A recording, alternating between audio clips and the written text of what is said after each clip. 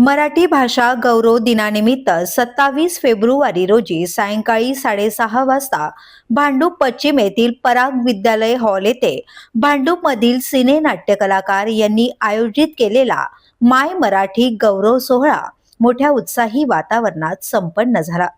हॉलमध्ये मराठीचा गोडवा, संस्कृतीचा ठेवा आणि कलेचा आविष्कार यांचा अनोखा संगम अनुभवायला मिळाला। हे फुल वगैरे देतात जेव्हा लोक येत आहेत आणि अत्तरही लावलं जाते आणि एक मुखवास दिला जातो। नेमकं यामागची संकल्पना काय आहे? मुळात आपली मराठी भाषेचा सुगंध दरवळण्यासाठीची आम्ही एक संकल्पना ठेवलेली आहे। जेव्हा जेव्हा हा सुगंध दरवळेल चाफ्याचा आणि अत्तराचा, तेव्हा तेव्हा आपल्या मराठी भाषेचा अभिमान आपल्या मनामध्ये गुंजला पाहिजे, म्हणून ही आम्ही संकल्पना ठेवलेली आहे। सुरुवातीला आम्ही चाफ्याचा फुल देतोय आणि नंतर अत्तर लावतोय आणि दालचिनी, आपलं इलायची आणि लवंग जी आपला मुखवास म्हणून आपण देतोय सगळ्या प्रेक्षकांना। कार्यक्रमाची सुरुवात रंगली ज्योती भांडे यांच्या मराठी अनप्लग लाईव्ह या खास मैफिलीने।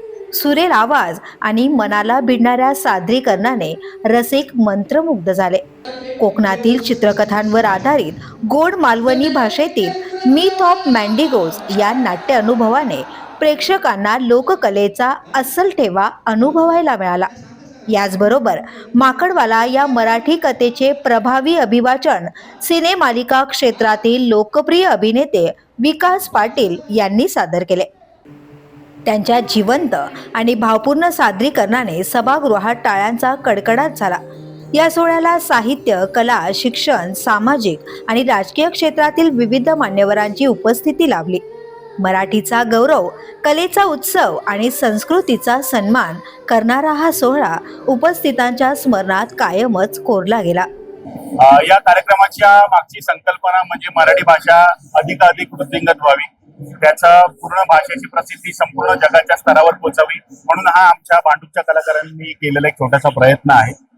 यामध्ये जर तुम्ही बघाल तर आम्ही एक म्हणजे मराठी भाषेवरती सादर होणारी गाण्यांचा प्रोग्राम तुम्ही पाहिला असेल। त्यामध्ये परत त्यामध्ये मिथ ऑफ मॅन्डिगोज नावाचं मालवणी कथेचं एक चित्रकथी सुद्धा सादर झाली होती यामध्ये, आणि माकडवाला या कथेचं अभिवाचन सुद्धा या प्रोग्राम मध्ये झालं होतं।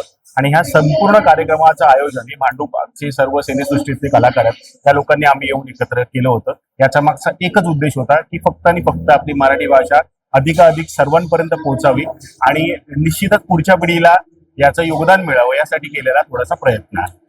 व्हिडिओ जर्नालिस्ट विशाल चव्हाणसह विद्यामृतकार, शहर, मुंबई। व्हिडिओ आवडला असेल तर लाईक करा, शेअर करा आणि आमच्या चॅनलला सबस्क्राईब करा। बेल आयकॉन दाबायला विसरू नका।